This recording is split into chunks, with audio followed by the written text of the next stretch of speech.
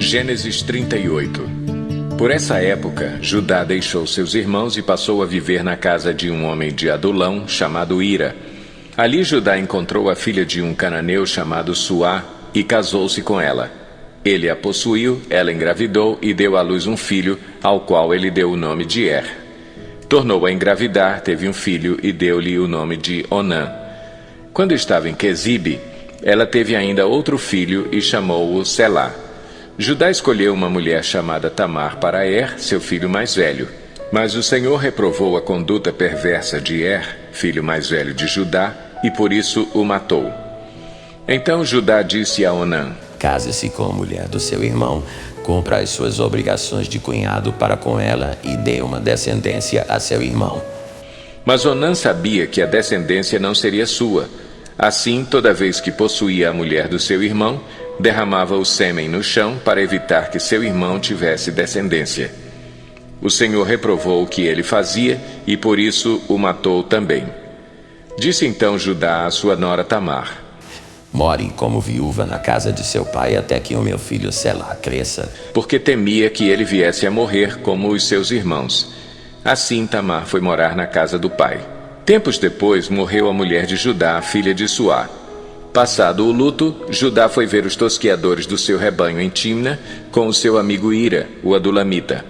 Quando foi dito a Tamar: Seu sogro está a caminho de Timna para tosquear suas ovelhas, ela trocou suas roupas de viúva, cobriu-se com um véu para se disfarçar e foi sentar-se à entrada de Enaim, que fica no caminho de Timna. Ela fez isso porque viu que, embora Selá já fosse crescido, ela não lhe tinha sido dada em casamento.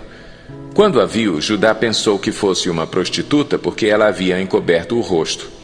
Não sabendo que era sua nora, dirigiu-se a ela à beira da estrada e disse: Venha cá, quero deitar-me com você.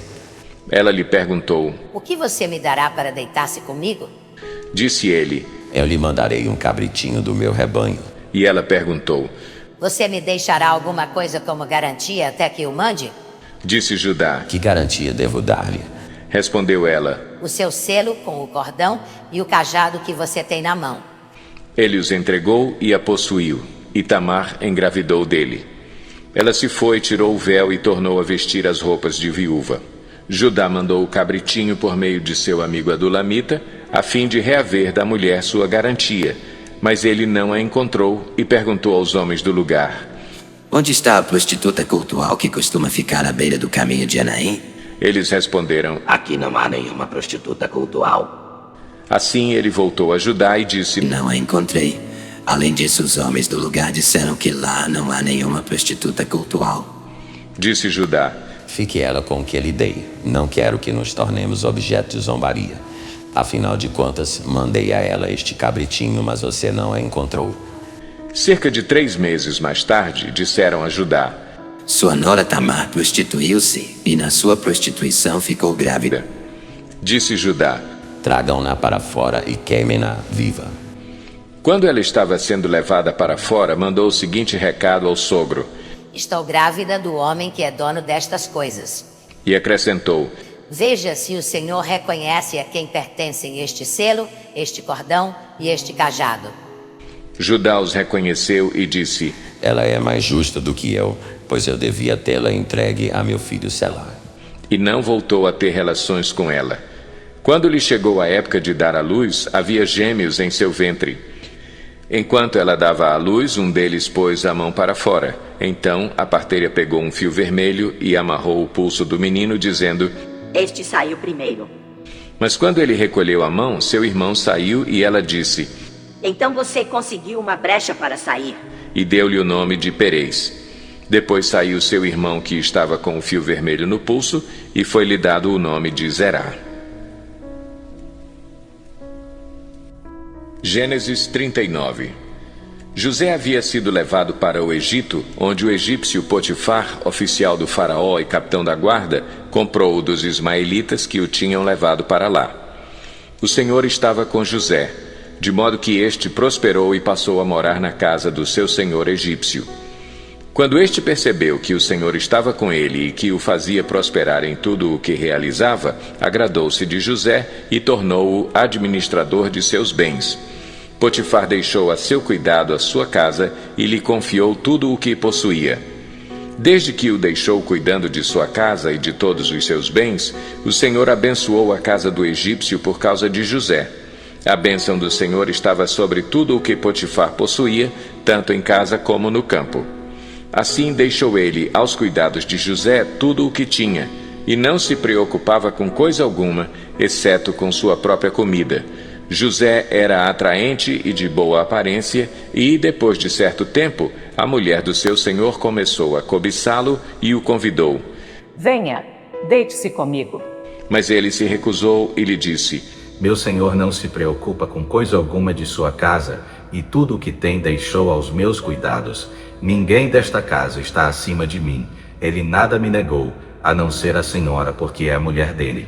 Como poderia eu, então, cometer algo tão perverso e pecar contra Deus? Assim, embora ela insistisse com José dia após dia, ele se recusava a deitar-se com ela e evitava ficar perto dela. Um dia ele entrou na casa para fazer suas tarefas e nenhum dos empregados ali se encontrava. Ela o agarrou pelo manto e voltou a convidá-lo. Vamos, deite-se comigo. Mas ele fugiu da casa, deixando o manto na mão dela. Quando ela viu que, ao fugir, ele tinha deixado o manto em sua mão, chamou os empregados e lhes disse: Vejam, este hebreu nos foi trazido para nos insultar. Ele entrou aqui e tentou abusar de mim, mas eu gritei. Quando me ouviu gritar por socorro, largou seu manto ao meu lado e fugiu da casa. Ela conservou o manto consigo até que o senhor de José chegasse à casa. Então repetiu-lhe a história. Aquele escravo hebreu que você nos trouxe aproximou-se de mim para me insultar. Mas, quando gritei por socorro, ele largou seu manto ao meu lado e fugiu.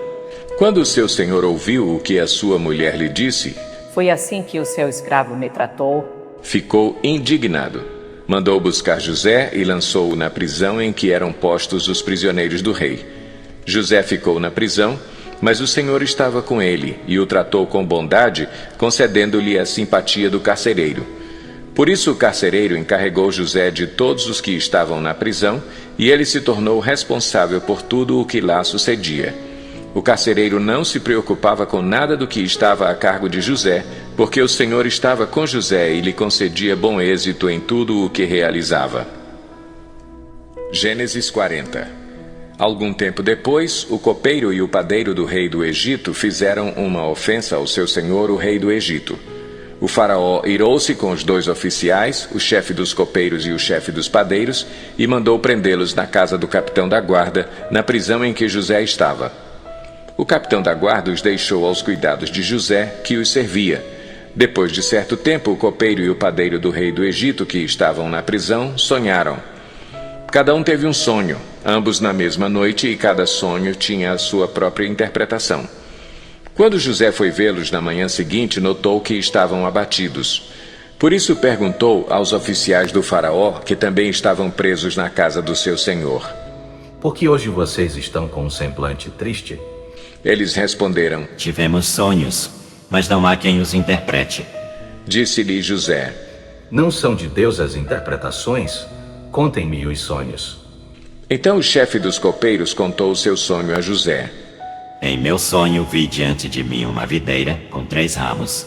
Ela brotou, floresceu e deu uvas que amadureciam em cachos. A taça do faraó estava em minha mão.